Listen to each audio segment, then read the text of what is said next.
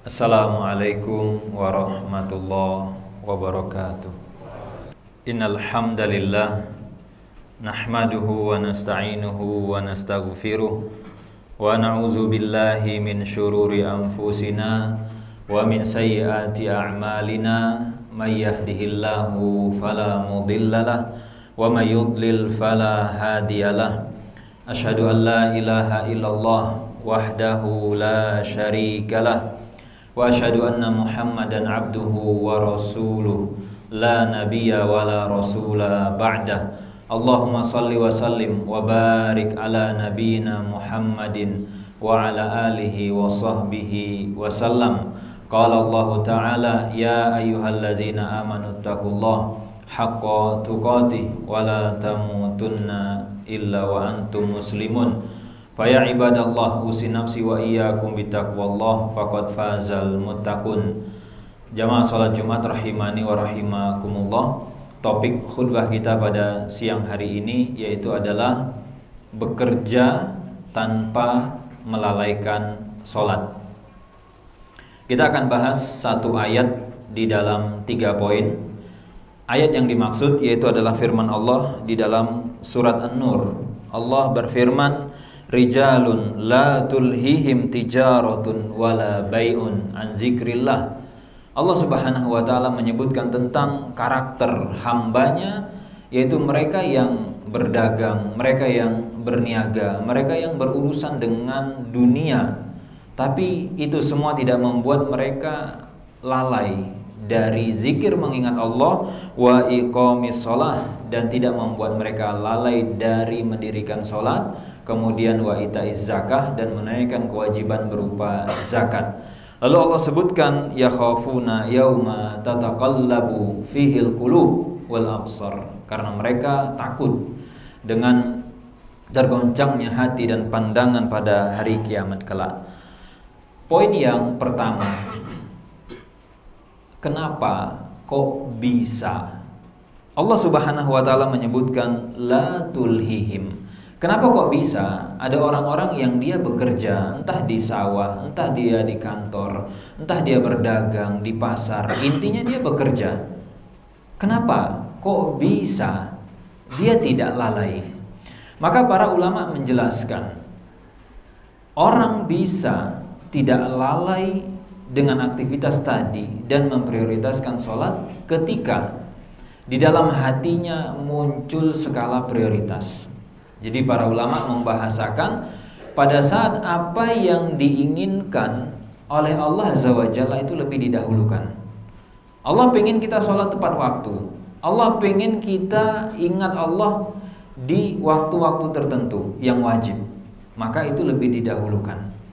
Dan orang ini nanti dia akan punya satu kesadaran bahwa apa yang ada di tangannya, uang, kemudian nanti keuntungan dan yang lain, itu tidak lebih bernilai dibanding dengan apa yang Allah akan ganti dan Allah berikan.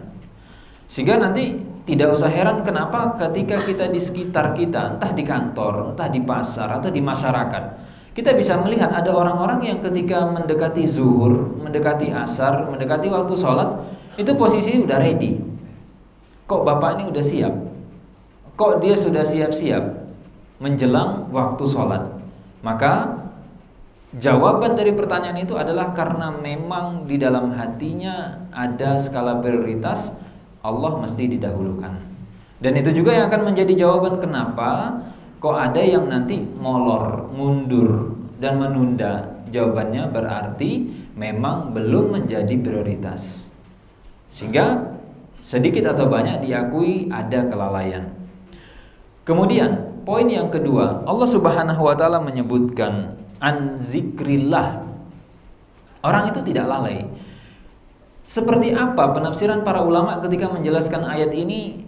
Kita nggak lalai kok gitu. Karena sebagian orang menafsirkan dan mengatakan bahwa yang penting saya tetap sholat, dan waktunya zuhur tidak habis, waktunya asar tetap ada, waktunya maghrib tidak habis. Atau misalkan tidak apa-apa lewat waktunya, tapi yang penting nanti saya ganti. Maka para ulama menjelaskan terkait dengan praktek para sahabat dan yang lain.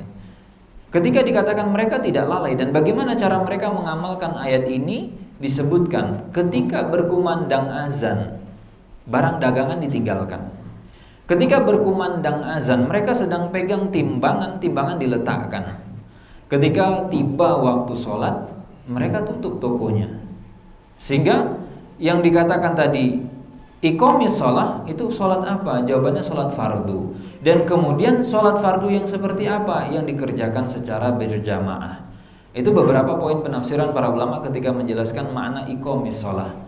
Jadi begitu teng masuk waktu sholat, berkumandang azan, udah aktivitas dunia dihentikan. Dan kadang kita aneh dengan dunia kantor, ya, dunia kerja, atau mungkin aktivitas-aktivitas duniawi lainnya yang suka abai dengan waktu sholat.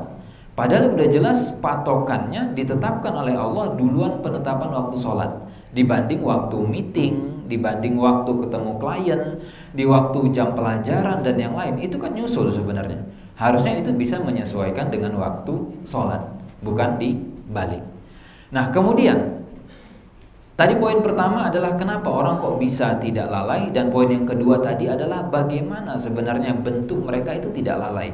Dan terakhir, poin yang ketiga, yaitu apa rahasia atau apa tipsnya supaya kita bisa seperti orang yang di poin 1 dan 2 tadi, seperti yang disebutkan oleh para ulama, yang dilakukan oleh para sahabat. Maka sebenarnya tips itu sudah disebutkan oleh Allah secara langsung, yaitu adalah yakhafuna yauma tataqallabu fihil qulub. Jadi ada orientasi akhirat, mikirnya jauh, mikirnya panjang, bahwa besok kalau saya lalaikan hari ini, maka di akhirat saya akan susah. Kalau saya tidak totalitas, tidak maksimal hari ini, maka yang rugi adalah saya.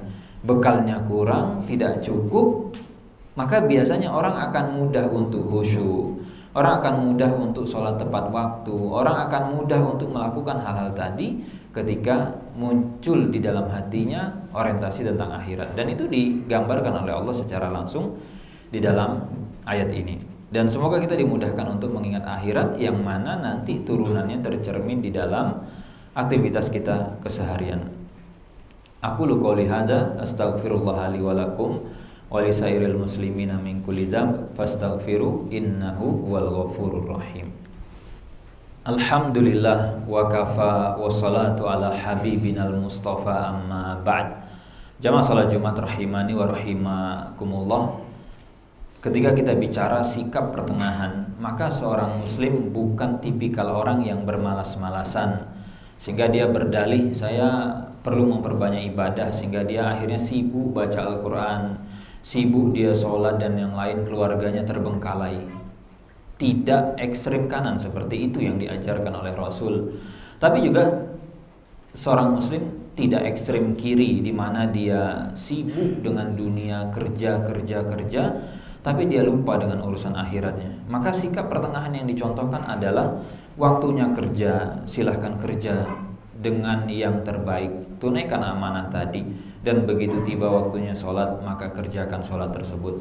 Bahkan ketika menafsirkan ayat tadi, di antara kisah yang dibawakan itu adalah kisahnya salah satu sahabat, di mana dia itu berdagang dan setiap hari dikatakan keuntungan dagangannya itu 300 dinar. 300 dinar itu keuntungan bersih per hari. Kalau dikalikan dengan 4,25 gram 1 dinar, maka dia dapat untung per hari itu kurang lebih 1,2 kilogram emas. Itu keuntungannya.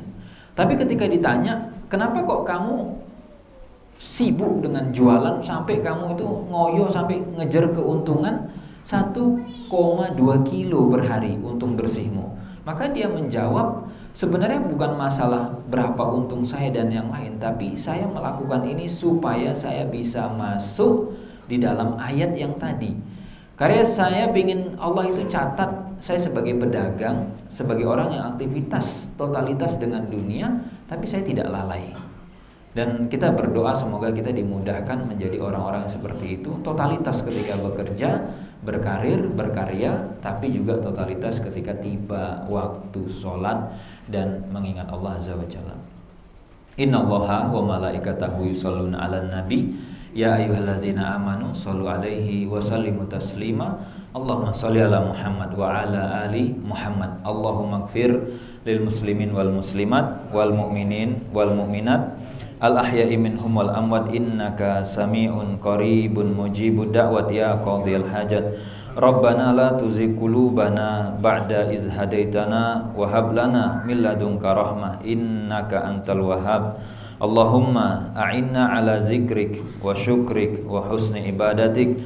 Allahumma inna nas'alukal jannah wa ma yuqarribuna ilal jannah min qaulin aw amalin wa na'udzubika minan nar wa ma yuqarribuna ilan nar min qaulin aw amalin.